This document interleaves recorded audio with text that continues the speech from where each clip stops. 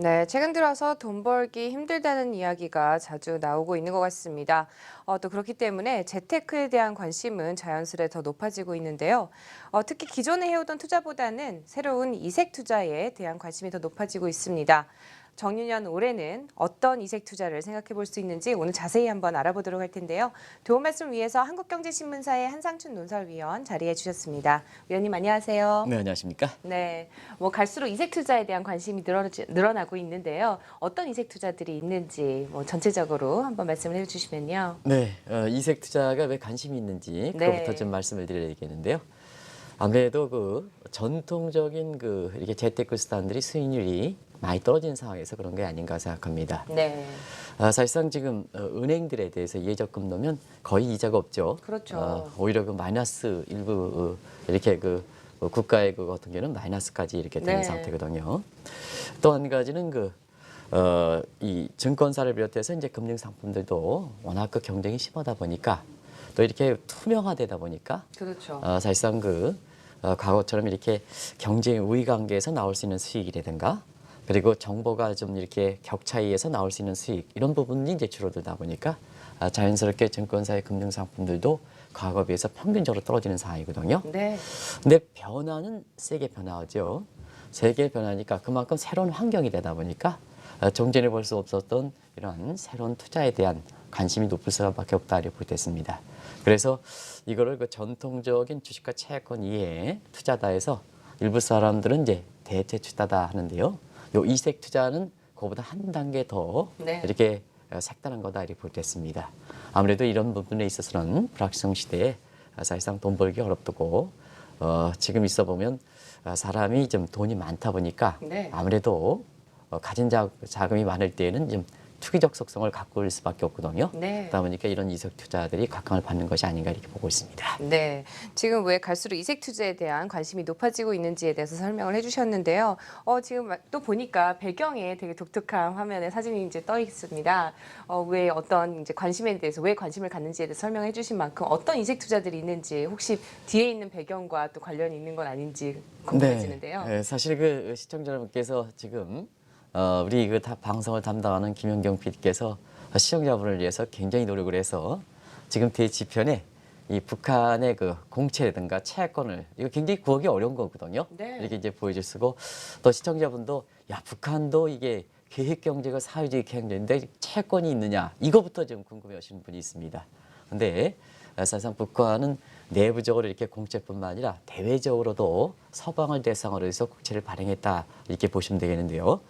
사실상 그렇습니다. 올해 들어서 이색 그 투자에 대해서 관심은 가장 관심이 되는 것이 연초부터 화두가 됐던 게 비트코인이죠. 네. 이 비트코인 같은 경우에는 사실상 이 중국이 이제 미국의 국채를 매각한다 이런 말씀드렸지 않습니까? 그렇죠. 매각 네. 대금으로 사실 그 위안화를 받으면 위안화가 약세가 더 되다 보니까 네. 중국 정부로 보면 자금 이탈이라든가 이런 측면에 위안화 약세에 따라서 사실 그 중국의 그 국채 매각 때문에 캐피탈 로스가 발생하거든요. 네. 그래서 그것을 그 비트코인 수요하는 과정에서 비트코인이 1,000달러 이상 아직 1,200달러까지 굉장히 급등하는 상태. 그래서 네. 비트코인에 투자한 사람들이 대박을 치는 이런 모습이 네. 대표적으로 이색 투자가 연초부터 가장 각광을 받고 있는 이런 대목이 아닌가 생각합니다. 네. 얼만큼 열기가 심하냐면 이 중국 정부로부터 이 비트코인에 대한 투기는 더 이상 못하도록 규제가 될 만큼 이렇게 그 과외를 받고 있다 이렇게 볼 때 있습니다. 네. 그리고 개인적인 얘기에서 죄송합니다는 지난 연말에 이렇게 미국에 갔다 왔을 때 미국 국민들도 그 주가가 이렇게 좋은데도 불구하고 사실상 골동품과 예술품에 대한 투자 같은 경우는 굉장히 좀 이렇게 각광을 받는 그렇죠. 상태거든요. 이것도 이렇게 대표적으로 이색 투자가 아닌가 이렇게 보고 있고요. 그리고 캐나다의 그 토론토 같은 경우에는 신보물 참사대에서 CG가 이렇게 아마 시청자분이 가장 관심 있는 내용인데요. 이렇게 CG 내용을 좀 같이 보고 좀 보겠습니다. 자, 신보물 탐사대가 있는데요. 이거는 이제 그린란다가 네. 동토에서 이성결선 낮추다 보니까 그 속에 파묻혀 있는 보물을 이렇게 주워 담기 위해서 지금 토론토에서 그린란드까지 도메스틱 항공이 굉장히 꽉꽉 차거든요. 그건 이제 네. 외신에서 보면 신보물 탐사대이다 이렇게 얘기하거든요. 네. 이런 것이 이제 대표적인 이색 투자가 아닌가 생각합니다. 그리고 우리 김연경 PD께서 뒤쪽에 보여주었습니다는 짐 로저스 같은 경우는 일찍부터 북한의 돈이라든가 네. 북한의 그 채권 투자해라 해서 일찍부터 얘기했죠. 한 3년 전서부터 싱가포르에 화폐 박람회에서 짐 로저스가 앞으로 뭐냐 북한 채권이라든가 북한 돈을 그 사두면 대단히 돈 벌 수 있다 하는 이런 얘기를 해서 그때 당시에도 시청자 여러분 기억하시는 분이 있는데요. 올해 들어서는 그 북한의 돈이라든가 북한의 채권이 경우에 따라서는 투자 적기가 되지 않느냐. 투자 적기라는 것은 가장 북한의 상황이 최악의 상황, 김정은 체제가 최악의 상황에 몰릴 수가 있다는 얘기입니다. 그러면 네. 가격이 그만큼 떨어지죠? 떨어질 때 사는 거 아니겠습니까? 그렇죠. 그래서 이색 투자에서 다시 한번 짐 로저스가 얘기했던 화면 뒤편에 나오는 북한 그 이렇게 국채 이런 부분이 이제 사실 이색 투자하는 사람들, 특수채 거래하는 사람들 이런 사람으로 각광을 받고 있다 이렇게 보겠습니다. 네. 조금 전에 말씀하신 또 짐 로저스 같은 경우는 상품 투자의 귀재로 알려져 있는데요. 북한 국채를 사라는 얘기는 어떤 걸 사라는 얘기인지 사실 저희 잘 모르잖아요. 네, 사실상 북한 채권이 있다고 이렇게 생각하시는 분들도 이게 이제 많은 강연을 통해서 북한 채권이라든가 이런 거 얘기하면 북한이 시장 경제 원리가 아닌데 네. 계획 경제고 또 계획 경제에서 가장 강력한 게 계획 경제 아니겠습니까? 그렇죠. 그 채권이 있느냐 이렇게부터 먼저 물어보세요.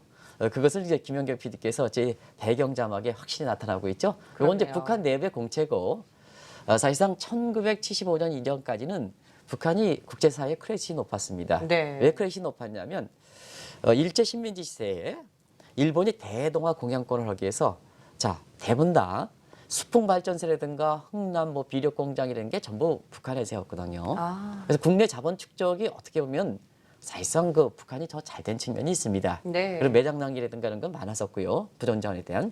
그래서 북한이 그 크레딧이 상당히 경우에 따라서 남보다 높았었거든요. 네. 그 크레딧을 바탕으로 해서 북한이 이렇게 여러 가지 할 때 외자가 조달이 되어 있지 않습니까? 그 외자들을 창구로서 1975년까지는 대서방에 대해서 국채 발행을 했다 이렇게 볼 때 있습니다. 근데 1975년서부터 미국과 그때 당시 구소련 간에 냉전 체제가 굉장히 강해졌거든요. 그럼에 따라서 미국은 워싱턴 컨센서스 민주주의 체제를 갖고 있는 국가의 각종 체제 이 공산주의 세력을 방지하기 위해서 굉장히 공고했고 네. 또 과거의 그 구소련 같은 경우에는 자기 동맹국들을 굉장히 강조하는 상태에서 동맹국의 지원을 확대했거든요. 네. 그러다 보니까 뭐냐 북한 국채에 대해서 빚진 거에 대해서 사실상 러시아라든가 이런 소련이라든가 이런 게 자금이 많이 지원하다 보니까 갚을 필요가 없는 거죠. 네. 그래서 뭐냐 문 닫아버린 거죠. 그게 유명한 북한 채권을 서방에 대해서 디폴트 선언한 겁니다. 그러다 보니까 자 장일권께서 네. 1975년 이전에 북한 채권 발행해서 북한의 채권 투자에 대해서 이제 채권을 했습니다. 네. 그런데 1975년 느닷없이 디폴트 선언하다 보니까 원리금 상환 받을 길이 없어지는 거죠. 없어지죠. 네. 근데 이 북한 채권이 디폴트가 됐다는 잔존 가치가 있는 거거든요. 왜냐? 남북한 통일되면 잔존 가치가 있지 않습니까? 그 네. 원리금 상환 받을 수 있을 길이니까 그 잔존 가치를 생각해서 사실상 투자한 사람들 중에 일부 자금이 필요한 사람이 있거든요. 네. 그 잔존 가치를 대상으로 해서 세컨더리 북한 국채가 발행했거든요. 아. 그래서 그 이후에 발행되는 것은 전부 북한의 원국채를 대상으로 한 자금의 유동화를 위해서 발행하는 세컨더리 북한 국채다 이렇게 됐습니다. 네. 그래서 지금은 일부 아주 특수하게 북한의 원국채뿐만 아니라 대체로 북한의 원국채를 대상한 세컨더리 국채 이것이 국제적으로 보면 특세 거래에서 아주 그야말로 아주 고임성을 즐기는 사람들에 의해서 이 투자가 간헐적으로 이루어진다 이렇게 됐습니다. 네. 또 북한 채권과 또 북한 돈을 사들 경우에는 어떻게 수익이 나는지 굉장히 또 궁금해지는데요. 방법론에 있어서 어떻게 해야 될지 설명을 해주시면요. 일단 이제 북한 국채는 원국채가 있고 세컨더리 국채라고 있었죠. 네. 그럼 이제 세컨더리 국채는 어떻게 될까 하면 주식과 똑같다 이렇게 볼 때 있습니다. 아. 가격이 낮은 가격에 사서 높은 가격에 팔면 그만큼 캐피탈 게인, 투자 수익이 생기는 그렇죠. 거죠. 거기 이제 세컨더리 국채의 투자 수익이다 이렇게 보겠습니다.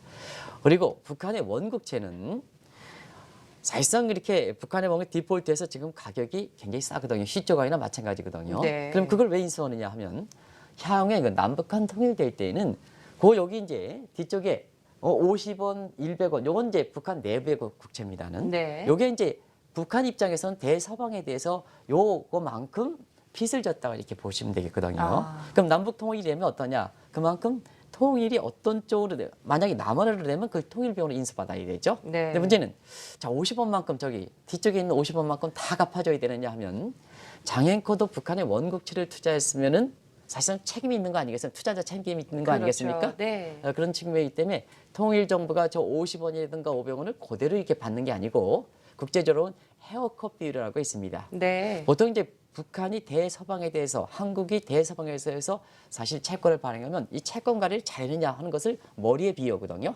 그래서 원리금 상환을 잘 주고 제때 상환을 잘 지키면 이 머리를 잘 깎는 겁니다. 네. 근데 이것을 잘 관리하지 못한 머리가 쭈삐쭈삐 났다는 거예요. 보기 싫죠? 네. 보기 싫죠? 그렇죠. 그래서 뭐냐?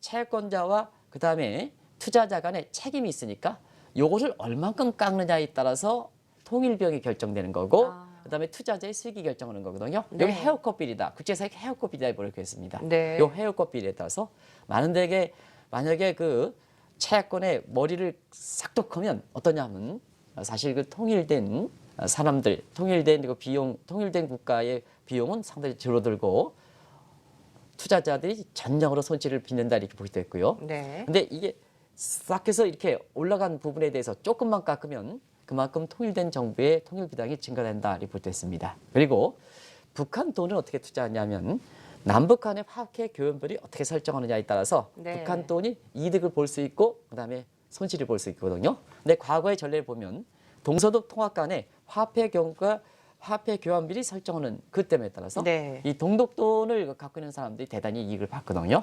짐 로저스가 그런 걸 생각해서 남북한 간의 격차 네. 이걸 볼 때, 그다음에 동서독 간의 격차를 볼 때 서독이 경제가 유리하고 동독이 이렇게 경제가 안 좋고 남한이 경제가 월등히 높고 북한이 안 좋다 보니까 결국 화폐 교환 비율증에 설정해서 상당 부분 이득이 되지 않겠느냐 하는 차원에서 사실상 짐 로저스 같은 사람이 3년 전 싱가포르 박람회에서 북한 돈의 투자를 권유했다 이렇게 볼 때 있습니다. 네. 혹시 북한 채권을 사서 기존에 이제 수익을 본 사람들이 있나요? 사실상 지금 북한 원국채에 대해서는 네. 그렇게 희귀하니까 이렇게 거기에 대해서 투자 수익보다는 아직도 남북한 간에 통일되는 것은 아니지 않습니까? 그렇기 때문에 결국 시장에 유통이 있는 세컨드리 북한 국채에 대해서 우리가 생각해 볼 수가 있는데요. 아까 네. 세컨드리 국채 같은 경우에는 뭐냐? 가격이 낮은 가격에서 높은 가격이 이렇게 그렇죠. 한다고 했죠. 그럼 뭐냐? 이 세컨드리 국채에서 북한 경제가 나쁠 때 이게 세컨드리 국채를 산 사람은 남북한 간의 관계가 상당히 좋을 때는 이게 뭐냐? 통일에 대한 기대가 형성되고 네. 가격이 높게 형성될 가능성이 높거든요. 일례로 1997년, 98년 한국이 외환위기 당할 때 그때 당시에 북한이 경제 사정도 상당히 안 좋았었거든요. 네. 그래서 그때 당시에 세컨드리 북한 국채를 산 사람은 이후에 굉장히 높은 수익을 기록했습니다. 왜냐하면 2000년, 2001년인가요? 네. 제가 이제 정확한 2000년, 2001년일 거 될 겁니다. 9/11 사건 때인가 그때 이제 이렇게 남산에서 김대중 대통령이 이렇게 노벨 평화상을 탔다고 축포를 해서 저희들이 신문 만들 때 사실 축포를 이게 밤 한 8시경에 축포를 이렇게 해가지고요. 되게 깜짝 놀란 적이 있는데요. 네. 자, 김대중 전 대통령께서 이렇게 노벨 평화상을 타니까 남북한에 대한 어떤 관계 개선이라든가 통일에 대한 기대감이 높아지는 거 아니겠습니까? 그렇겠죠. 그럼에 따라서 이 세컨드리 북한 국채가 상당 부분 가격이 높게 형성되면서 이렇게 세컨드리 국채를 미리 이렇게 산 사람은 이득을 거뒀다 이렇게 보겠습니다. 자, 그러면 올해 있잖아요. 네. 왜 이 세컨드리 북한 국채에 대해서 다시 관심이 되냐면 자, 지금 남한과 북한, 박근혜 정부와 김정은 체제 간의 남북한 관계가 좋습니까? 안 좋습니까? 지금은 좋지는 않지 않나요? 네, 상당히 안 좋습니다. 네. 상당히 안 좋습니다. 그리고 동북아 전체적으로 보면 남북한 관계는 육자회담이라든가 오자회담 보면서는 동북아 주변 국가들 사이에서 보면 중국이라든가 일본이라든가 러시아라든가 미국 같은 이런 국가들에 의해서 남북한 관계에 많이 자제되는 정도가 있거든요. 그래서 육자회담이니 뭐니 이렇게 되지 않습니까? 그렇죠. 그런 차원에서 보면 사드 배치 문제에 대해서 또 트럼프 정부가 들어옴에 따라서 이 트럼프 정부가 들어오면서 러시아와 미러 관계가 있는 반면에 네. 이 그동안 관계가 좋았던 중국과의 배제되는 관계거든요. 자, 그런 상태에서 기존의 틀이 바뀐다는 북한과 관련된 남한과 관련된 북한의 틀이 바뀐다는 얘기입니다. 트럼프 정부 들어오면서부터 이런 과정에서 보면 상당 부분은 올해 자 북한과 관련된 이런 문제에 있어서 틀이 바뀌는 상태에서 이렇게 사정이 안 좋다 보니까 자 지금은 가격이 낮다. 실제로 보면 세컨드리 북한에 대한 가격이 굉장히 낮은 상태거든요. 자 그러다 보니까 앞으로 관계가 개선되고 지금의 틀이 좀 정착될 때는 육자회담이라든가 이런 주변계 틀이 될 때는 좀 지정학적으로 보면 사실 안정을 찾을 수가 있다는 얘기죠. 그렇겠네요. 그러다 보니까 올해 이렇게 이색 투자로서 북한에 대한 국채에 대해서 다시 한번 관심을 갖는 때다 이렇게 보시면 되겠습니다. 네, 뭐 말씀을 듣고 보니까는 나 또한 또 북한 채권이라든지 돈을 사둬야 되겠다라고 생각하시는 분들도 꽤 많아지실 것 같은데요. 단도직입적으로 여쭤보면 어디서 어떻게 살 수 있는 건가요? 네, 시장에서 살 수 없죠. 왜냐하면 네. 시장이 형성되려면 참여자들이 많아야 되죠. 그렇죠. 참여자는 뭐냐? 북한 돈을 파는 사람, 공급자가 되고 있고 북한 돈을 사는 사람, 수요자가 되겠죠. 네. 그러면 장인권께서 지금 북한 돈 제가 설명드린다 하더라도 북한 돈 사시겠습니까? 안 사시겠습니까? 저는 관심이 있는데요. 관심이 있습니까? 네. 아까 그 방송을 전에 김지민 이렇게 캐스터께서 똑똑한 김지민 캐스터께서는요 북한 국채가 보유해도 되겠습니까? 이렇게 얘기한단 말이에요. 과거 그 방공사상에 아주 젖어서 그런지 그렇거든요. 네. 사실상 그런 것과는 관계가 없다. 이렇게 사고 싶어도 지금 시장이 형성되지 않는 거예요. 물량이 적기 때문에. 네. 그래서 이 특수채를 거래하는 게 시장이 자연스럽게 형성되지 못하면 그걸 인위적으로 어떤 기구가 에이전시가 대신하는 거거든요. 그렇겠죠. 그게 제가 1994년에 영국에 있을 때 영국의 이그조틱스라고 해서 이 북한 돈의 그 특수채, 북한 돈뿐만 아니라 짐바브we 같이 인플레가 굉장히 높을 때는 또 채권 안 사거든요. 그런데 그런 아주 특수채를 거래시켜주는 것이 바로 영국의 이그조틱스다 이렇게 됐습니다. 그래서 영국의 이그조틱스를 통해서 이렇게 매물이 나올 때마다 이렇게 사실 수가 있다 이렇게 보시면 되겠고요.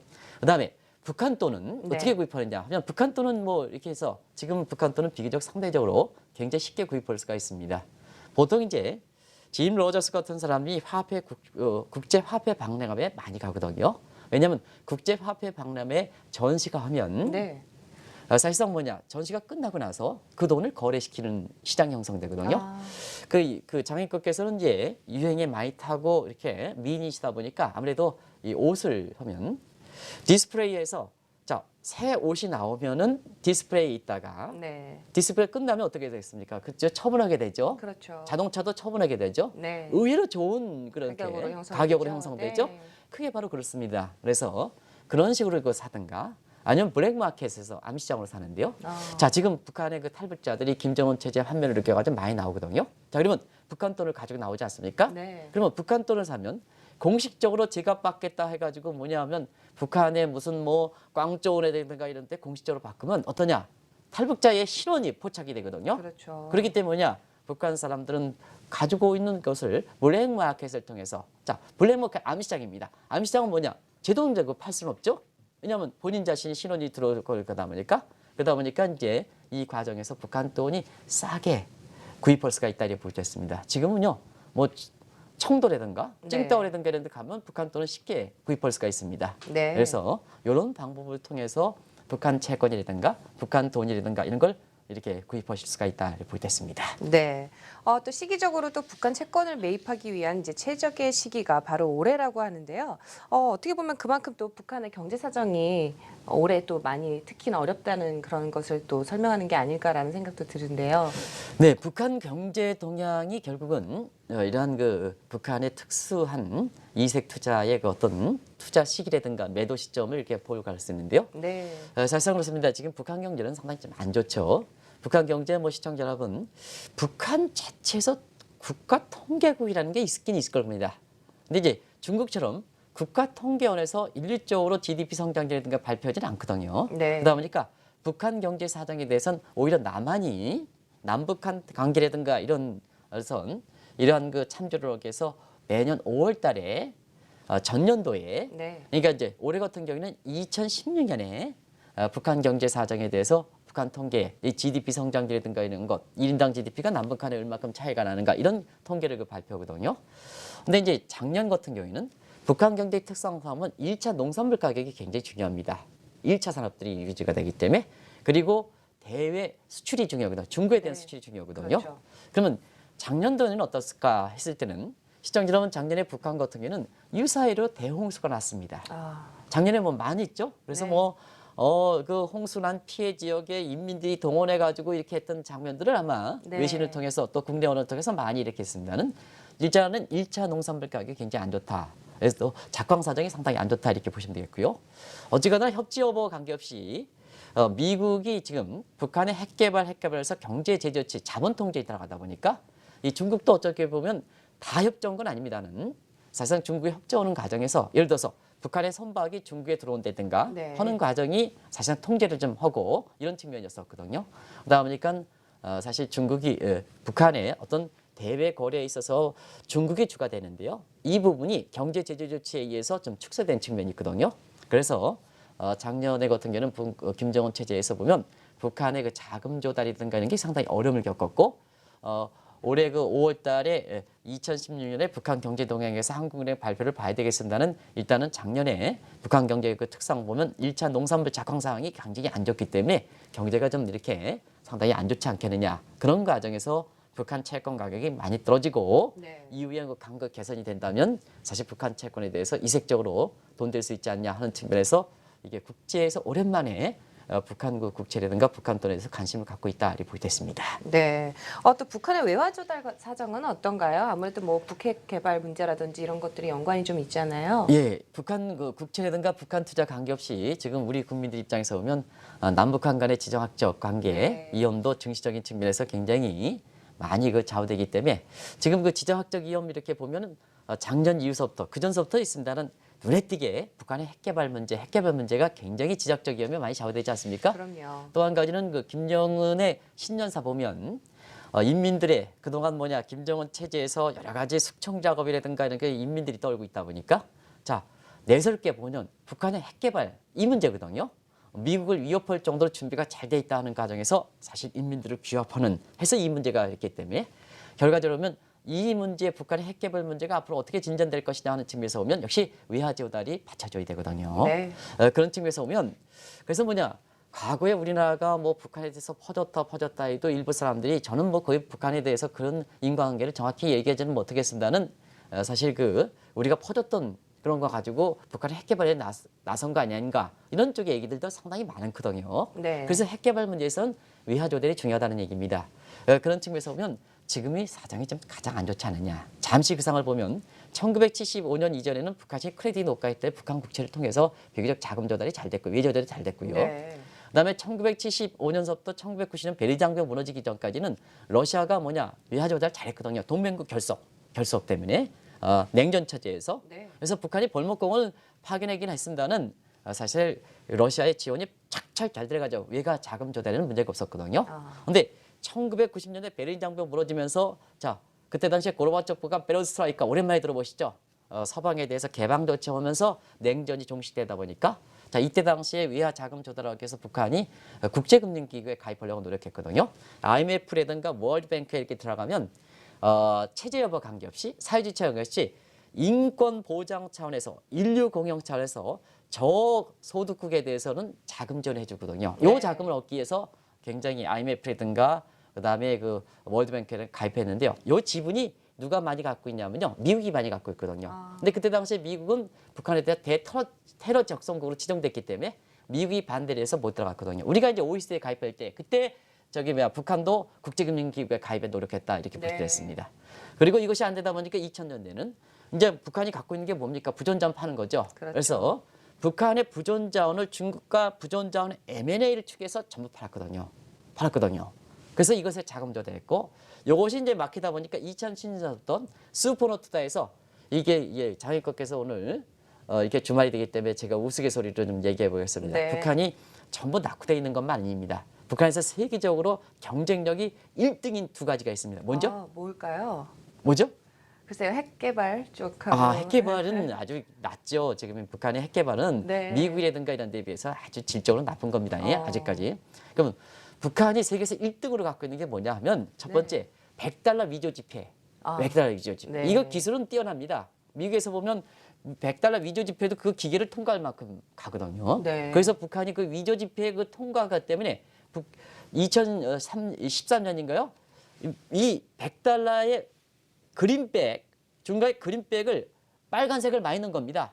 그게 이제 북한의 위조 지폐 관련해서 위조 지폐 기술이 정교하기 때문에 신용화폐에서 $100짜리 위조 지폐 한번 나오십시오. 그러면 굉장히 신용 질서가 어렵지 않습니까? 그래서 네. 신권이 나온 거거든요. 그런 원인도 있습니다.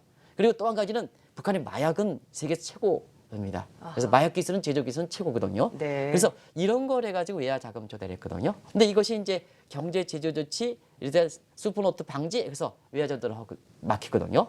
그리고 북한의 핵 개발이든가 이런 것이 이제 진전되는 과정에서 자 미국이 이입되다 보니까 금융 제재가 들어가는 거거든요. 금융 제재. 네. 그래서 뭐냐 지금 상태에서는 중국이 미국과 주도 특히 트럼프 정부도 이렇게 트럼프 당선인과 함께 여러 가지 틀이 기존의 틀이 러시아와 미국으로 가고 중국과 소원하다 보니까 중국 입장에서는 주도권의 그 다툼 싸움 쪽에서 사실상 뭐냐 이 미국의 경제 저지 자본 통제에서 이렇게 그 협조하지 않은 상황이거든요. 네. 그래서 그런 분야를 제어하고는 김정은 체제가 외화 자금 조달이 어렵기 때문에 지금 뭐냐 올해가 북한 체제 가격, 북한 채권 가격이 가장 낮다. 이런 상태에서 낮을 때 올라간다 하는 체리핑 입장에 그렇죠. 북한의 이색 투자에 대해서 관심을 높은 것이 아닌가 생각합니다. 아, 그런 이유였군요. 네, 오늘도 말씀 잘 들었습니다. 지금까지 한국경제신문사의 한상춘 논설위원과 함께 이색 투자에 대해서 알아봤습니다. 말씀 고맙습니다. 네, 고맙습니다.